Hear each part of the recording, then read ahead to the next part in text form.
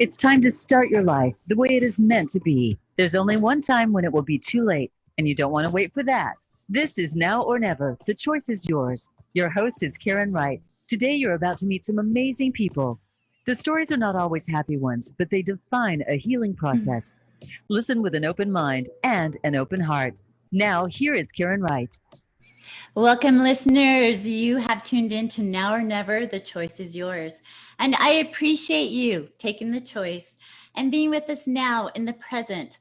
Today's show, Beauty and Hope, born on the wings of tragedy.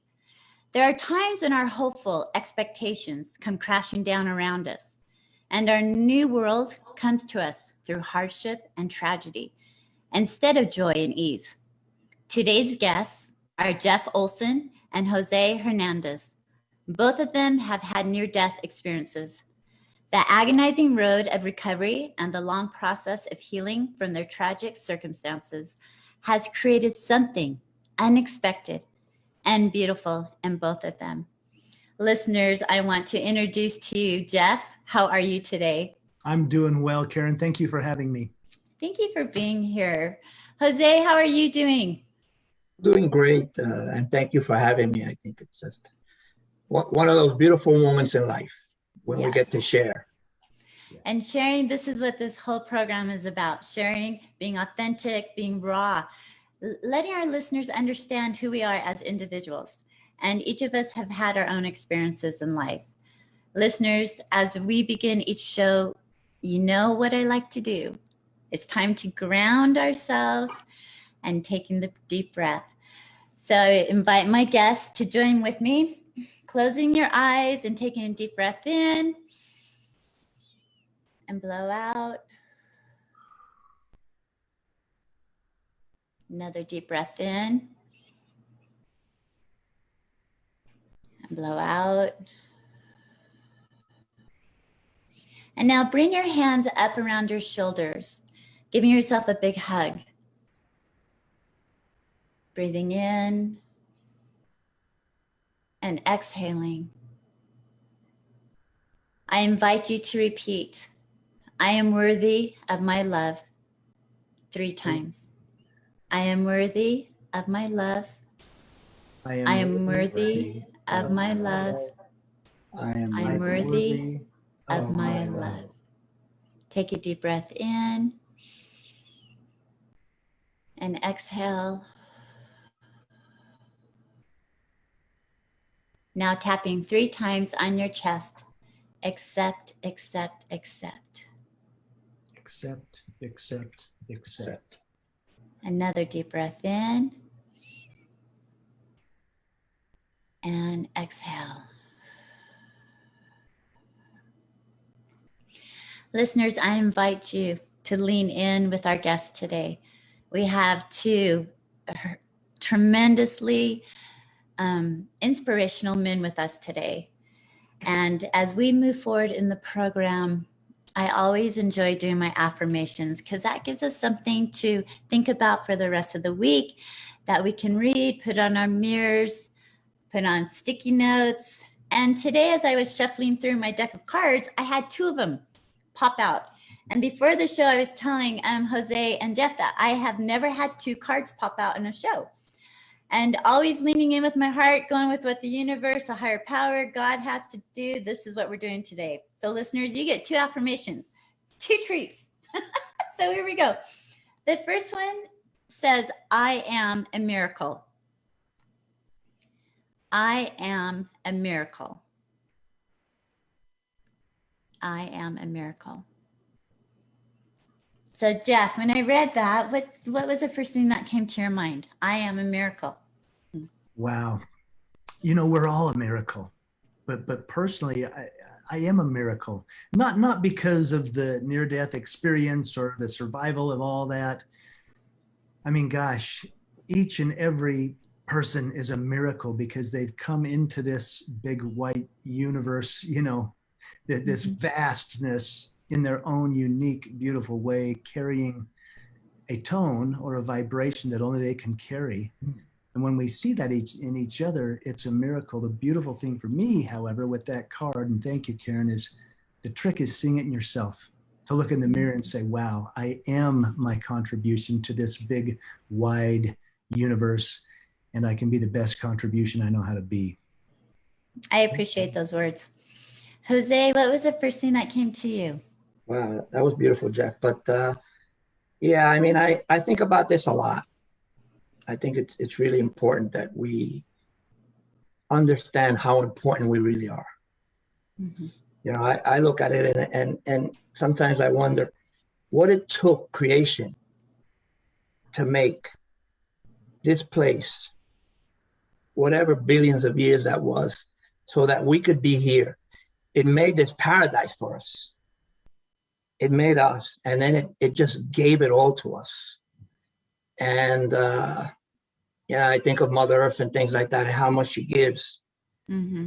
And just that deep breath we were taking before with you, how important that is, and how a miracle that is, that we're actually able to do that with so much ease. And I don't know, I think it just, you know, I think we take life for granted. We take so many things for granted. And I think that we can do so many beautiful things, and we do them. And I think that that's, you know, what Jeff said, when you look in that mirror, you got to realize no matter what you see, it's beautiful. And what you see is special, and what you see is important, and what you see has value. I appreciate that. And it's so true. We are individuals, we are miracles. Okay, so the next card I'm going to read says, I am loved. I am loved. I am a miracle and I am loved. Does that not go hand in hand? Yeah. And I'm sure each of you feel that love for yourself. Both of you, when you're speaking about the miracle, I could feel that. You know, we're each miracles, and that love is very important. Jose, when I read that card, I am loved. How did you feel? You know, I think it's very important to, the first person that has to love you is you. Yes. And incredibly enough, I learned that in my experience of death, when I met my father, and I was able to gain forgiveness. And the forgiveness was not that I was forgiven, is that I forgave myself. And that allowed me to love who I am and appreciate every aspect of who I am and what I am. And that in turn allows me to share my love and then be loved. And that's what life is about. There's only one reason to live, and that's to love. That I appreciate your words. That saying the best form of let me think here. The best form of repentance is self-acceptance. So the forgiveness, the repenting, the letting go is accepting who you are for what you are, just like God does. So Jeff, how did you feel when I read, I am loved? Well, I felt giddy simply because what an honor to be with you, Karen, and with Jose. This is why I love being in Jose's energy. Jose and I know each other, Karen. I'm just meeting you, but I feel loved to be a part of this. You know, what an honor to be in this conversation. And it's interesting, when you held up the card, that what I first read, I didn't read the D. I read I am love. And then I said, oh, I am loved. And I thought, oh, it is a giving and receiving. It is a circular energy. And love is such a loaded word. You know, I mean, we have these words, but boy, the meaning behind it, you know, I mean, I can love breakfast, or I can love a sunset, or I can love my child. And it's all different forms of the word. Mm-hmm. But I am loved and I am love. Gosh, don't we want that in the world today? Couldn't we use a little more love, a little more self-love, a little more compassion, a little more connection? And Wow. Thanks again. What a great little deck. I'm going to have to get that deck. But yes, if we could live our lives with I am loved and I am a miracle and take on every day that way, that could change the world, quite honestly. Well, listeners, you have those two great affirmations. I am a miracle and I am loved. So write those down. They're very simple. And to me, that's what life is about, is a simplicity. And sometimes we try to make it too complicated. And life's too short not to be a miracle and to be loved and loving ourselves. Listeners, I want to introduce our first guest today. Jeff Olsen is a best-selling author who inspires audiences internationally with his intriguing story of perseverance and inner strength.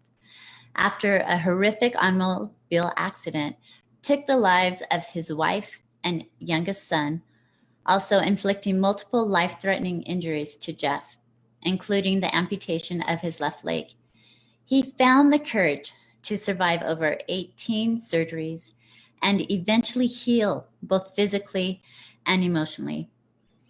At the time of his accident, Jeff had incredible out-of-body and near-death experiences, bringing him insights not common in today's world. Jeff appears on many national and international television and radio programs, sharing what he has learned and how death perhaps gives far more meaning to everyday life. Among Jeff's many accomplishments, his most fulfilled is simply being a husband, a father, and a friend. So Jeff, thank you for being with us on the show today. This is just a privilege and honor, and I just feel loved. What can I say? Well, you should. You should feel loved, and thank you for that introduction. Wow, it makes me sound important, and I don't know that I'm important, but I am loved. So thank you. You are very loved. There's a part of the introduction that I left out because I wanted to ask you personally. So you've written many books, and the last book you wrote was the book called Knowing. Yes. So what is that book about? So Knowing is actually a compilation. It's a compilation of the first two books. I've written 3 books. Okay. But Knowing is the definitive experience from, gosh, it's a bit biographical, and then it's the near-death experience, it's the grief, it's the loss, and then it's the reawakening, if you will, through the near-death experience, and yet through the life experience of recreating a life, actually falling in love again and remarrying, adopting 2 boys, and yet all the little things that are the big things that happen in each and every of our lives every day, but the insights that I've gained through that. However, it all kind of seems to circle around this out-of-body or near-death experience, which was so profound it changed me forever. So you mentioned your near-death experience, and I want to, if you would mind being as much as you want to share, and I know you share a lot, and you're open with the listeners about what happened in the near-death experience. Yeah, well, it was caused by an automobile accident. We were on a family vacation. I was driving. The cruise control was set at 75. We were heading northbound on the interstate down in southern Utah. I lost control of the car. I believe I may have dozed off just a little bit, which is the hardest part of the story to tell. There was so much guilt around all of that, but I lost control. The car rolled, and my wife and my youngest son were killed instantly in the accident. Both my legs were crushed. My back was broken. My rib cage was damaged. My lungs were collapsing. My right arm had almost been pulled off, and then the seatbelt had cut through me and ruptured all my intestines. I was in a really bad way. At that point, as you say, what happened, and I'll be as brief as I can. In that most dark moment of my life, I knew half the family was gone. I was aware of that at the accident. I had a hysterical 7-year-old in the back seat that I could not get to. I was pinned and could not move. It felt as if light came. Suddenly the pain was gone. Suddenly I could breathe. It felt as if I was rising above the accident scene. And I was somewhat confused, thinking, how can I be okay? And yet in this light, if you will, my wife, who I knew was gone at the scene, she came to me. And she was gorgeous. She was beautiful. She was radiant. She wasn't like she was at the scene of the accident. And we had a conversation about me coming back. She basically was emphatic. She's like, Jeff, you've got to go back. You've got to go back. And I learned a lot about choice in that moment, because here I was looking at the woman I loved more than life. But I knew I had a 7-year-old in the backseat of that car that, from all I could tell, was okay or was going to be okay. And I made the choice to come back. But in coming back, and I was unaware, people arrived at the scene. They had to extricate me from the car. I was life flighted to the nearest level 1 trauma center. I was unaware of any of that. All I knew is I'd crashed the car. I'd said the most profound goodbye I'll ever say. And then I found myself wandering through the hospital, seeing the doctors, the patients, the nurses, the families of the patients. I was super aware of everything, but boy, I was seeing them in such a different way. I was experiencing what I call the oneness, the connectedness of humanity, and was experiencing such love until I came to my own body, which was a wreck, and I knew I was to get back in, and I did. But that started a 5.5-month hospital stint, from ICU to surgical recovery, back to ICU, and as you said, 18 surgeries. But that was the beginning. And I don't think that door's ever shut. There was many, many other profound things that happened during that time and continued into the years after. So during that time, as Jeff is telling me the story, I'm like getting emotional. And I know there's many of us who have experienced life-threatening situations. But Jeff, you said choice. You had the choice. Yeah.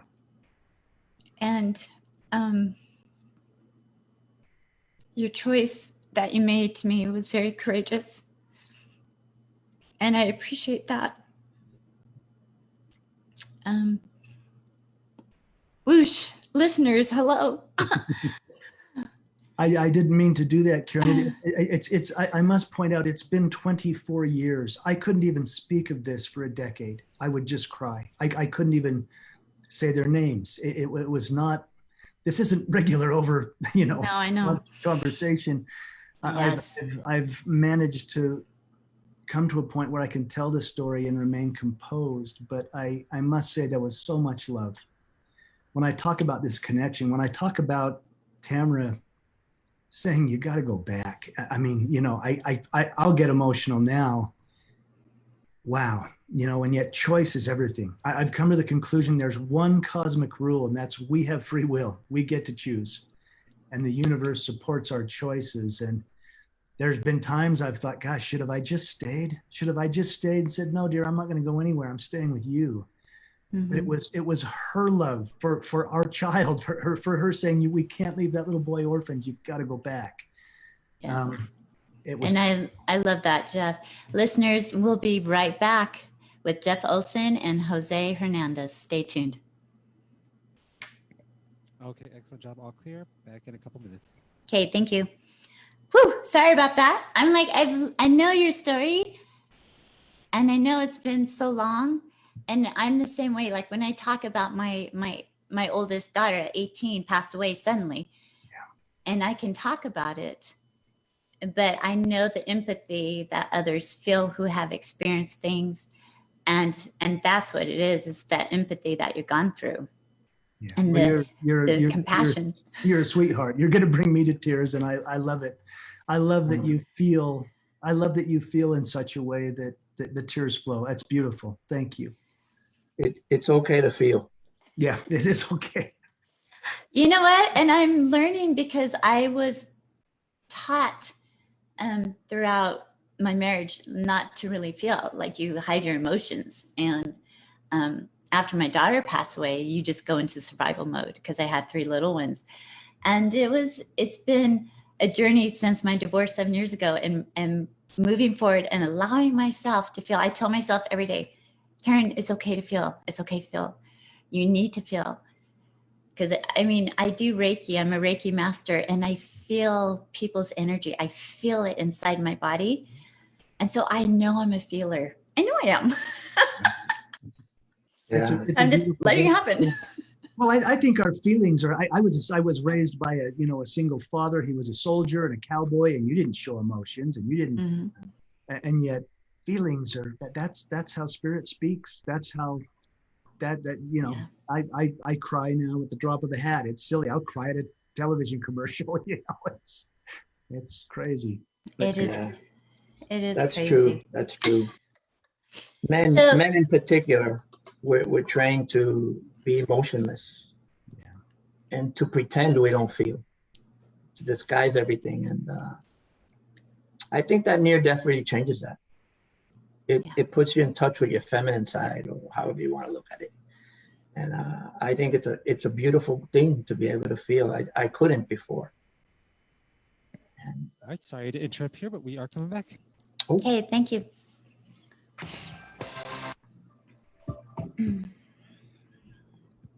You are listening to Now or Never. The choice is yours. To connect with the program today, please call us at 1-888-346-9141. That's 1-888-346-9141. If you'd rather send an email, the address is Karen@shinenowornever.com. Let's get back to this week's show. Here again is Karen Wright. Listeners, welcome back. We have been speaking with Jeff Olsen, and he just shared with us his near-death experience with losing his wife, losing his son. It happened 24 years ago, and I sat here and felt everything that he went through, and not everything, but I felt him. And listeners, I just want to share with you that during the break, we were talking about how important that it's okay as men and women to feel. That's what our souls are made of. We're here to feel, to experience life through our feelings and why, and having that connection with people. And I think nowadays, connection, since COVID and everything has kind of distanced us, connection is so vital in today's life. And we're all in this together. This whole world has just been connected through COVID. And I looked at that as a beauty, that we all experienced it together. And to me, that is a miracle. And although we've lost people and the horrificness of it all, there has been some good out of it. And I'm hoping as we move forward in 21 that we can feel each other and have that empathy and compassionate for one another, because that's what's making this world going round. That energy is beautiful. And I'm so excited for it. Jeff, I want to ask you a couple other questions before we get to Jose here. So you went through your near-death experience, you went through your surgeries, and then as you started looking, okay, the world you once knew was gone, just like that. And you step into this new world. What was I know there's many, many things that emotionally and physically that you had to come over.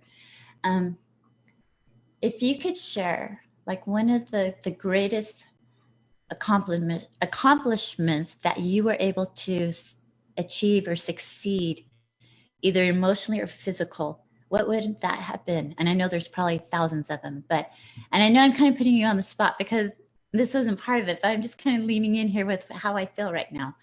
Yeah. And I hope you're okay with that. Oh, I'm perfectly fine with it. And thank you for what you said. I mean, we are connected.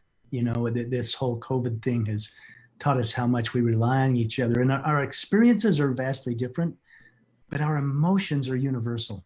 I don't care what race, what religion, where you come from, as a human being, and we're actually far more than human, but as we're being human here, our emotions are what is universal. I know what fear feels like. I know what love feels like, and this is what you're bringing to light. Boy, the big things physically. I mean, I was in a wheelchair for a while. I had a colostomy bag because of the, intestinal injuries.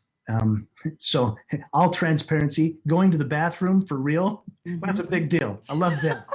to be able to do that was cool. Yes. I remember taking my first steps and walking. And when they fit me with a prosthetic limb, and they were teaching me how to walk it, and they had rails set up, and I'm very close to my brothers. I wanted to show my younger brother that I could walk. We had been Division I athletes together. We had played football and we were athletic, and he was only a year younger than me. And so we had, been roommates in college and the whole bit. But I'll never forget the time I stood up on my prosthetic limb and I took steps toward him to embrace him. And the funny thing is I was about 3 steps in and I wasn't really used to it yet. And I was trying to be the big man and not use a walker or a cane up front. And I fell right on my face. I fell right on my face in front of him. And of course, he picked me up. He's a big, strong guy. And I said, I fell down, and we were kind of laughing, but it did kind of hurt. I mean, I just wasn't used to all that. And he said something to me when I said, I fell down, little brother. He said, yeah, but you know what? He said, you got back up. And that was a profound little moment that became a mantra. I think emotionally, the emotional healing took a decade. It took a decade and probably one of the biggest breakthroughs, and this is in the book. Like I said, the door never closed for me spiritually. I still had this communication. I mean, I've got 2 of the greatest angels in the world in my wife and my youngest son who passed on, but they didn't die. They're alive and well in another realm, and they look after me. But I remember a time when I was really hurting, doubting, wondering about life, wondering if I even wanted to continue this way. Mm-hmm.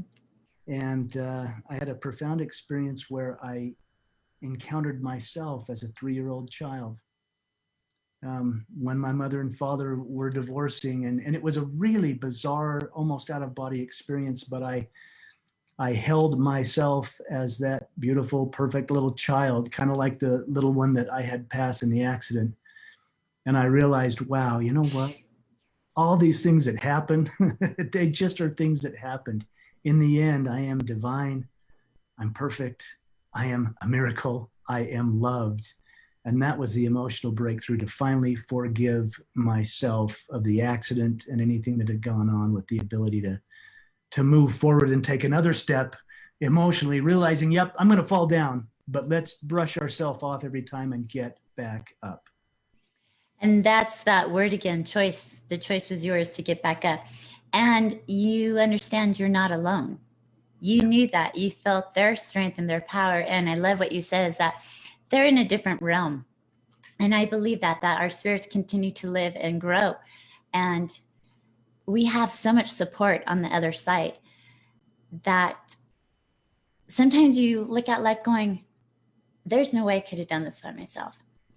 With the power of the universe, God, Mother, Christ, and I call my angelic team. I got a team. I need a team. I need all the help I can get, you guys. This is like crazy out here, but here we are. So I appreciate that. I want to introduce Jose. Jose has been sitting so calmly. I love you, Jose. I want to get him in this picture. If you're on You guys are Facebook both Live, beautiful. You're both, yeah. If you are on Facebook Live, I want you to look at Jose's picture behind him. And we're going to talk about his moving from his electric engineering into his art. But he was the artist on that picture. And when I looked at it, it's just a beautiful, I'm going to have him explain it to everyone. But let me read a little bit, introduce Jose to everyone. Jose Harnandez was an electrical engineer for most of his life, no background or pedigree in art. After a near-death experience in January 2000 and a long, difficult physical recovery, his life path changed dramatically. In 2004, Jose began creating an art as meditative tool. Jose has continued to move forward with his art. And today he's going to share a little bit about that and what he's doing with it. I'm going to let him explain it because his words will penetrate your soul. And the passion that he has is amazing. And I love it. Jose continues to work and to draw and to touch thousands of people's lives with what he's doing. He's has a beautiful wife and a daughter. And right now he's living up in British Columbia, correct? And that's where you're joining us today. So welcome, Jose, for being with us. Well, thank you, Karen. It's a pleasure to be here and an honor to listen to that beautiful, breathtaking story, Jeff. It touches the heart. Yes. So I knew this show would be very powerful with the experiences of life, death experiences. And I do that for my listeners to help us stay grounded and to realize that the breath of life is very important. And that's a miracle. And we talked about that with our affirmation. Jose, you also experience a life-death time. Can you share with us, the listeners, your story of what happened to you? Yes, I can. Well, I was running some electrical lines one day up on a bucket truck. Got involved in a minor accident, nothing dramatic, no electrocution or anything exotic like that. And I broke a bunch of ribs. They gave me a medication. I had an allergic reaction, and my lungs failed. I wound up in an emergency room and struggling to survive, of course. Went through a lot of emotional experience. I think the most dramatic experience for me was the experience of everything that I believed, everything that I was very math-based, very science-based, everything that I believed just completely was destroyed and shattered. And what I didn't believe in, life after death, God, creator, all of a sudden that was right in the forefront, and that became the drive. And I eventually suffocated in a hospital bed, and my heart stopped, and I was clinically dead for 5 minutes, and they revived me. I had an experience where I met my father on the other side, and me and my dad had a very difficult relationship because he was abusive, and he drank a lot. And when I was young, I decided that I was going to be my mother's kind of like pillar. And so we had a lot of issues. And my father died 5 years before my experience of cancer, and I had to disconnect him off of life support. So I struggled with a lot of guilt. I mean, I didn't kill him, I know that. But when you do that, you feel some responsibility. And because we had such a difficult relationship, we never talked. So I got long hair. He's half First Nation, but he really moved away from that. And, men don't hug, men don't do these things. He was like this real tough guy in the South Bronx. And that's how he wanted me to grow up. And that's how I grew up. In fact, when I was dying, there was this moment that I wanted somebody to hold my hand. And I decided, talk about choice. This is a bad choice. To say, no, I'm a guy. My father's going to turn in his grave. I can't reach out and touch anybody's hand. I couldn't speak. But so it just shows you how what we learn in this life is so important. Now, how could something so amazingly needful for me to have somebody touch my hand to give me comfort be overwhelmed by, nope, I'm a guy. I got to tough this out. And even in death. So anyway, I have this experience where I cross over to the other side. I have this beautiful experience with color. I was actually given a blueprint of how to paint, and ultimately meet my dad. And still makes me emotional. It's 20 years. But I met my father, and for the first time, I thought my father didn't care about me. I thought he didn't love me. I thought I was worthless in his eyes. And I realized, because we had this moment where we embraced. And when we embraced, I became my dad. And I could feel everything he felt. And I knew he loved me. And he cared. He just never said it. Nor did I. I was just as guilty. And this is where I mentioned forgiveness before. This is where that forgiveness came. Not that I forgave him and he forgave me, it's that I forgave myself. So you let go of the guilt and the shame and how you feel about yourself. Because I think often we're our own worst enemy. We minimize ourselves so much. We look ourselves in the mirror. We're never happy with what we see. And anyway, when I let go of him, the change was instant. It was right there. He told me that I had to come back. I told him, no way, I don't want to come back, even though I had children and everything here. But he said, I'm going to make a deal with you. And we made a deal. The deal was, when I die again, he'll come and get me. Somebody always comes for you. We never move alone.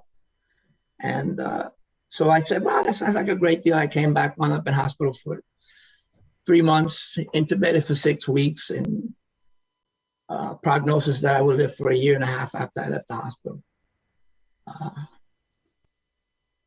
Couldn't walk, couldn't do anything, lost 30 pounds, and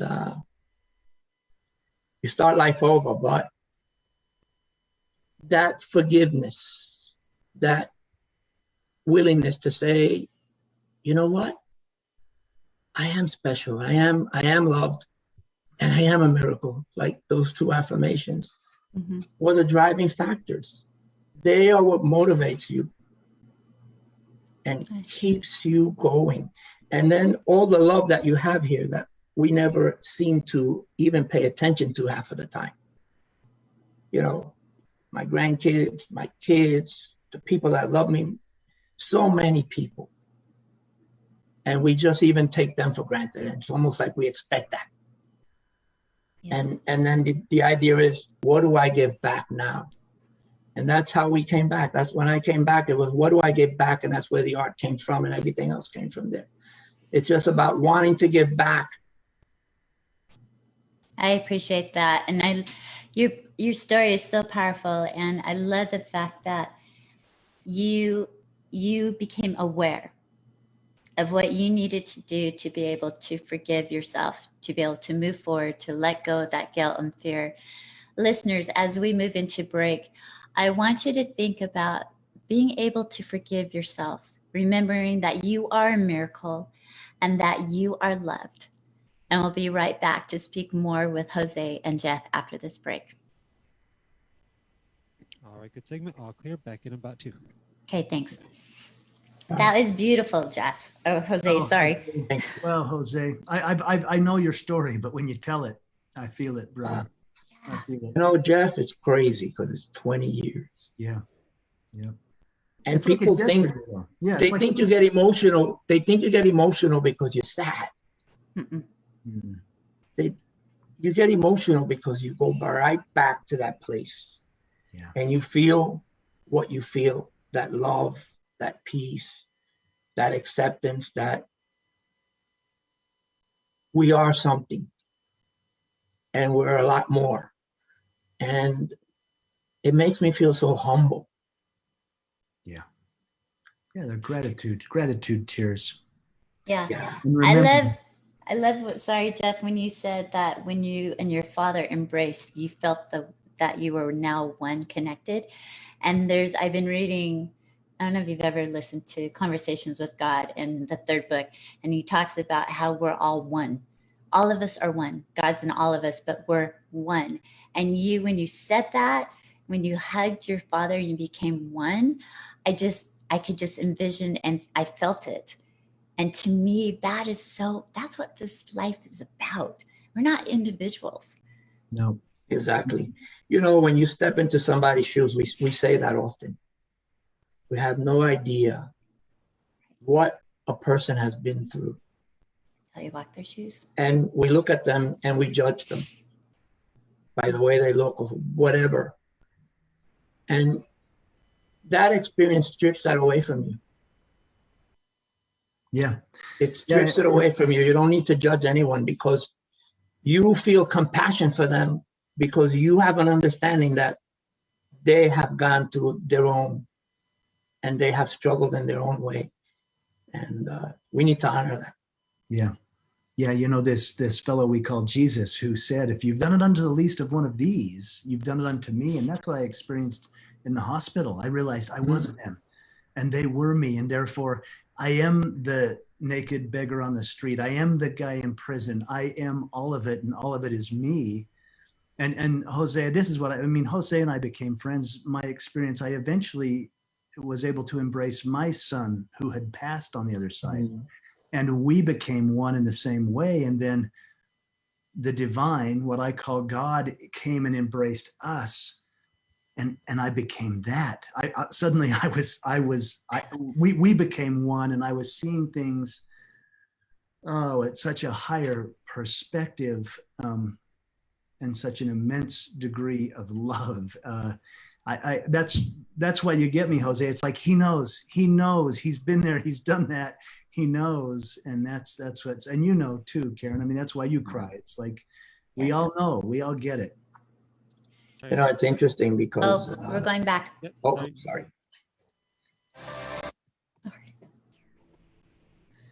You are listening to Now or Never. The choice is yours. To connect with the program today, please call us at 1-888-346-9141. That's 1-888-346-9141.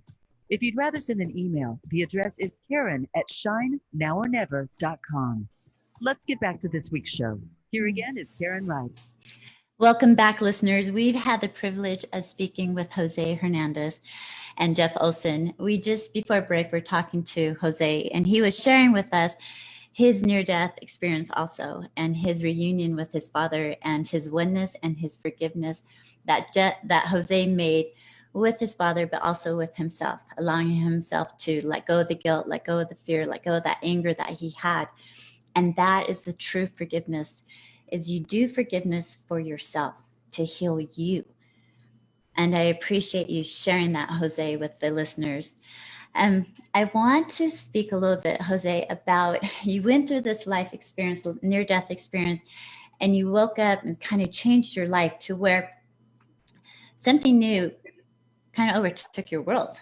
And it had to do with colors. You talked about how you saw colors. And when I meditate, I see colors all the time. And when you say colors, I love colors. You walk in my house and I have these paintings of bright colors all over. And it speaks to me. And so when we talked earlier, you said, you got into art and what you're doing with your art. Please share with the listeners that powerful, what colors have to do and with the healing and what you're doing with the hospitals and everything that you're doing and moving forward with your life is beautiful to me. Well, thank you, Karen. Well, I'll share a little bit about the colors. So I never painted in my life. When I died and I crossed, the first thing I went through was through amazing, moving, living colors. And while I was immersed in these colors, I had an experience of, or I was being told how to paint. How are you going to do this? And how are you going to bring this living color back? And ultimately, I came back. I thought I was crazy, of course.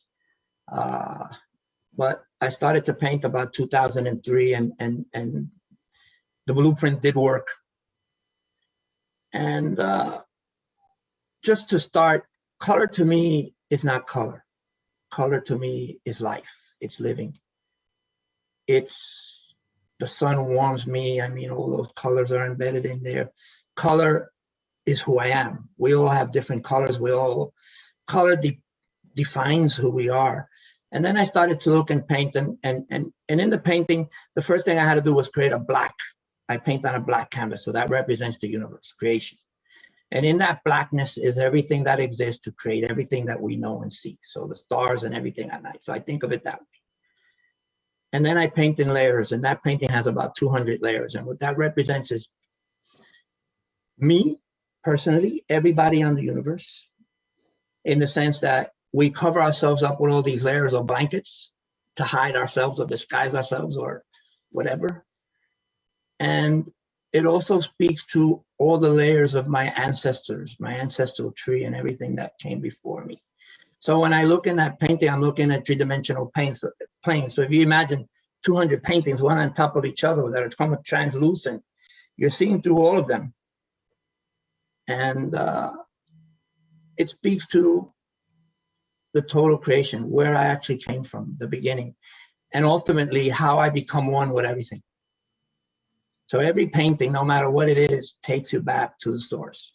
takes you back to the beginning. And we've been really blessed because I started working with some rehab centers in South Florida when I was there. And we started using the art to help people that were struggling in the vulnerable sector and at-risk sector, you know, addiction and things like that. And we started to get what they call breakthroughs, and it seemed to create a lot of trust. And we went from there, working with rehab centers. I'm working with a couple of hospitals now. One is potentially Johns Hopkins, one of the biggest research hospitals in the world, to do a research, an incubator for research based on what is the frequency of color. Now you need to get more science-based. What you know, the frequency of color, how does it impact healing? How does it impact wellness? You know, and can it cause a change? Can it create an environment where I could take less pain meds and things like that? So that's where we are with that. We started a new project. It's interesting that we were talking about what we were talking about, but we started a project with some structures called Beacons of Hope, the People's Light. And these are some structures that we're building here in British Columbia. We're talking with a couple of cities in South Florida and in Georgia that we could do the same thing. The idea is to create an environment or an intelligence sculpture that communicates with people, and it takes art to the next level. I mean, it makes it interactive. It makes me able to communicate in certain ways, to have a richer understanding, and hopefully to do exactly what we're talking about, uplifting ourselves, bringing hope back. As I know, Jeff, when you were in hospital, the biggest thing that I was losing was my sense of hope. My resiliency was being hammered. And after a while, you begin to believe the prognosis, I'm going to die, I'm not going to make it. And you need to find that little glimmer of light to keep you moving forward. And I find that in that art. And I find that we use it for meditation. Everywhere we put that, we're actually able to change lives in a good way. And I got to say, being an engineer was great. Being what I am now is amazing. And I love that. I love that.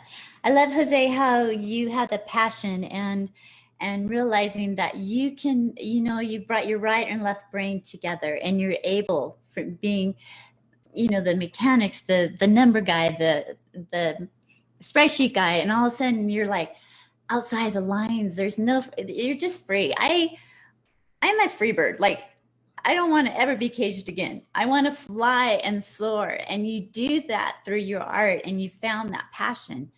And I appreciate that you went outside of your comfort zone. And I think a lot of times, and maybe Jeff, you could talk about this too.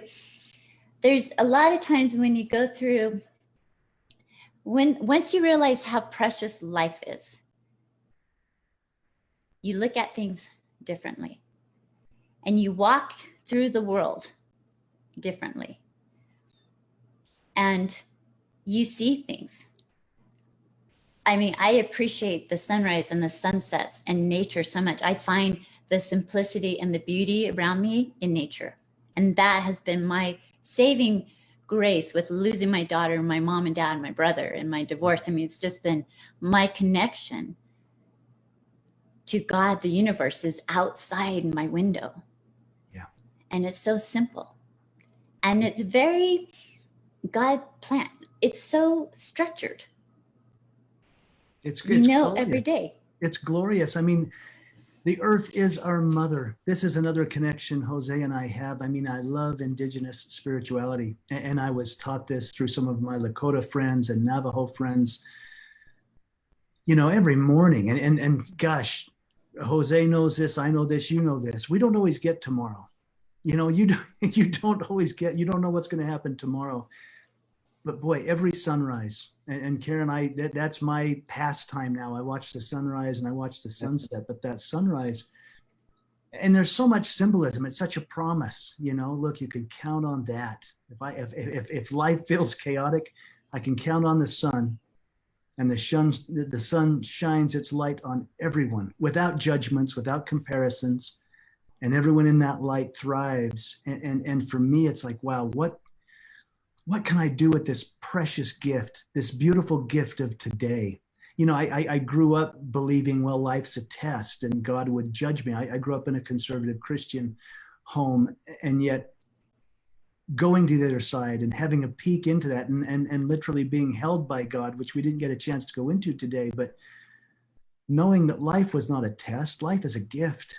Every moment is a gift, and the little things are the big things. When you said sunrises and sunsets, I got that little chill, because I'm like, oh, me too. Mm-hmm. That's what I do. And that's, you know, people will say to me, oh, you must have been preserved for some grand, you know, cause. I'm like, yeah, to play catch with my son, you know, or to see that next sunset, or to smile at that stranger on the street, because those are the big deals. I agree with that. I just want to share something, Karen. You said love life. Yeah. And that was beautiful, Jeff, because it's so true. We take everything for granted. Even a little child, when they look at you with that love and that trust. Mm-hmm. Yeah. Such a magnificent thing. What a moment. But loving life. You know, Jeff and I had a near-death experience, and a lot of people ask me, well, don't you want to go back?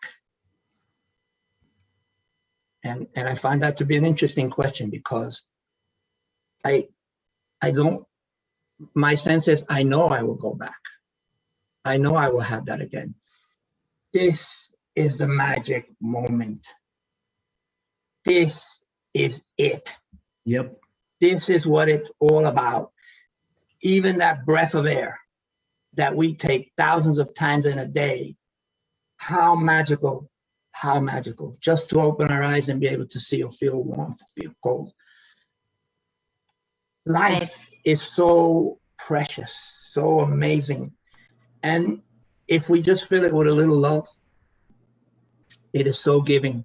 You know, I think of the trees, I think of we were talking about vineyards here, the fruit. These vines give you that fruit willingly. They just give it to you.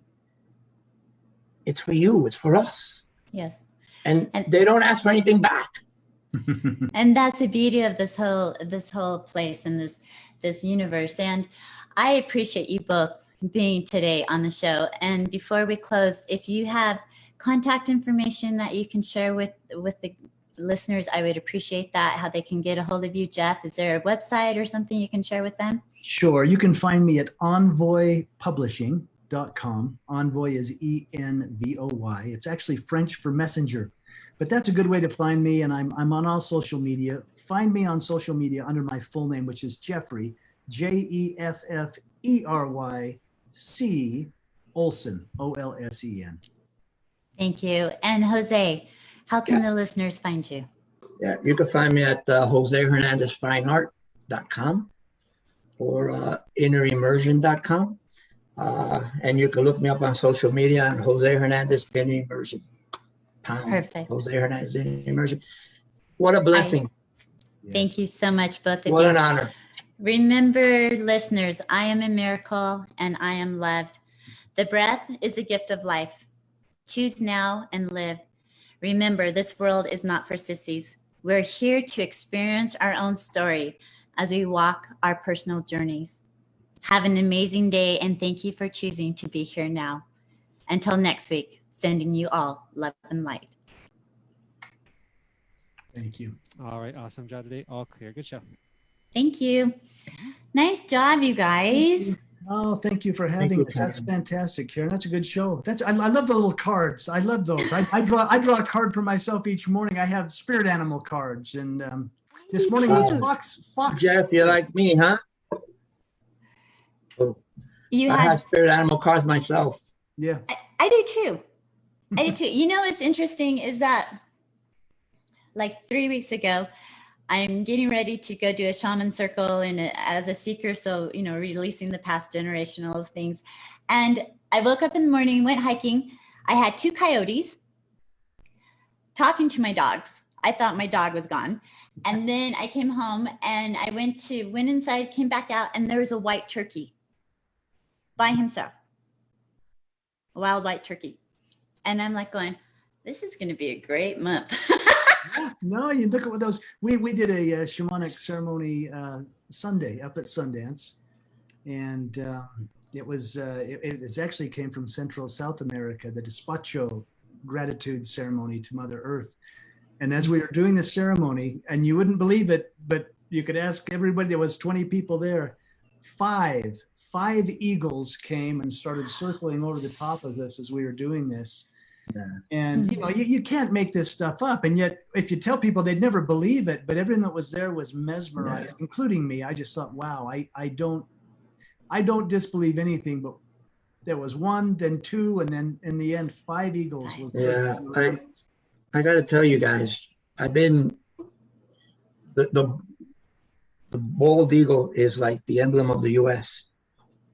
Only saw 2 in Florida in 20 years. Mm-hmm. There are hundreds here. Yeah. Hundreds. They winter. Oh, gosh. Yeah, And then I had the good grace of seeing a golden eagle. Mm-hmm. How big they are is mind-boggling. They're bigger than the bald eagles. The A golden lot bigger. A lot bigger. I think they're the biggest eagle. But I wanted to share something about color with you, Karen, before we leave. Yes. And we do a lot of sweats. Sweats are not very glamorous when you do a traditional sweat. I think they're beautiful. Yeah, they're beautiful, but they're not. They're not they glamorous. work. You go there to pray and work. That's right. And when you go inside the sweat, you can't see your hand in front of you. Mm. And it speaks to color. So I had a tremendous lesson in there. The lesson was, when I'm in the sweat and everything is black, there could be 15 of us in there. And we all look the same. It makes us all one. Mm-hmm. Yep. And when we pray as one voice. Mm-hmm. And it stayed with me forever. You know, that was a profound teaching for me, because we talk about oneness all the time. We talk about it. But man, it's right in front of us all the time. And, you know, then when you leave that sweat, you become you. In there, I'm only spirit. Yeah. When you come out and color, now the light hits me. Now or we go back into the fire, all of a sudden I become Jose. Mm-hmm. But before that, I'm just a spirit and a voice. That's And, true. I think that if people look at life that simply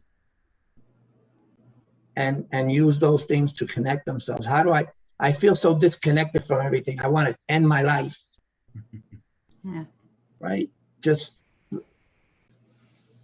little simple things like that will make a difference in a person's life.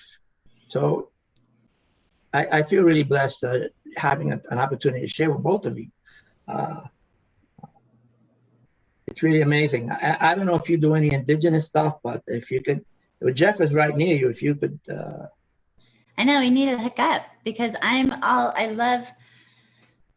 want to experience more of that, because I love nature and so much. And I really feel like I was Native America before this life, that I have that.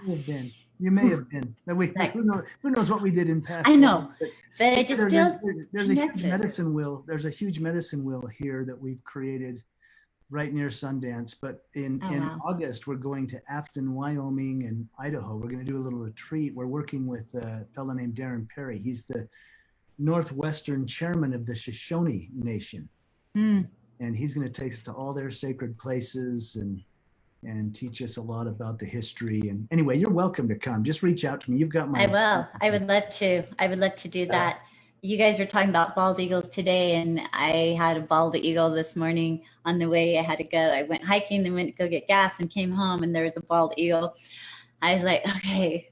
And red hawks are I can say, okay, universe, I need to see red hawk. And that's my connection, are the red hawks. My spirit animal is the red-tailed hawk. And funny enough, oddly enough, I mean, this is crazy. So Tamara, my wife who passed when she was alive, she had this, and it's a silly, sappy film of the 80s, but it was called Lady Hawk. And it was her favorite film. Well, I remember that. Yeah. I'd say, what do you want to do tonight? Date night. She's like, let's just cuddle up and watch Lady Hawk. And I'm like, again. But now in hindsight, she shows up.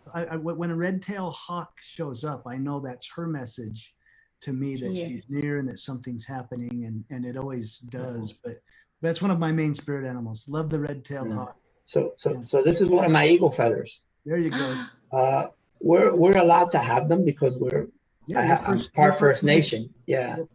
So it's kind of interesting, but when you pray and you fan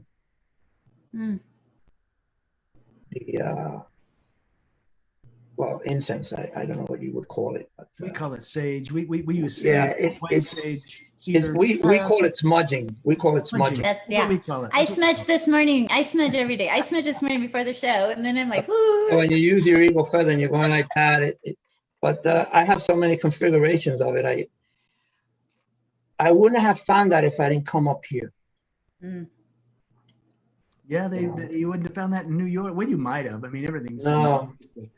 Everything happens for a reason. You know, our scripts, I believe, we've already know our script, right? And so when things happen, you're like, okay, this is supposed to be part of the journey and part of the life that we're on to enhance, to help other people, and to find the importance of who we are and why our soul's here. I remember hearing someone say, ask to remember who your soul is. Ask to remember the I am. Instead of saying, oh, I'm trying to find my soul. No, just ask to remember, open it up and be like, hello, I'm here. Yes. Remember, put that together, put the pieces. Yeah. It's really interesting because when I think of spirit, I become you, I become Jeff, I become the oneness. I become the sun, the moon, and Mother Earth. The trees, the river, all of it. That's the beauty This of was it. such a beautiful, uplifting conversation, guys. I gotta say. I loved it.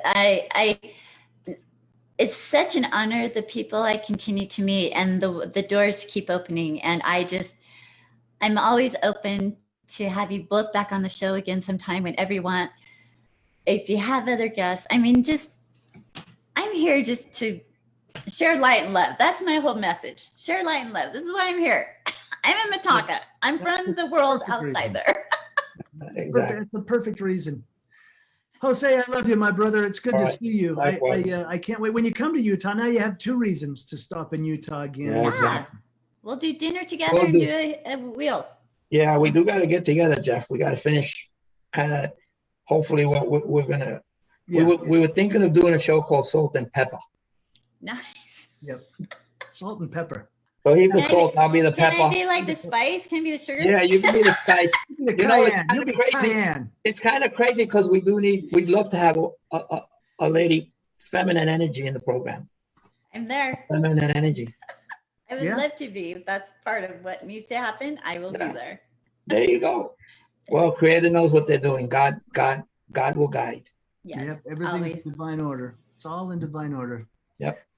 Well, thanks you both for everything.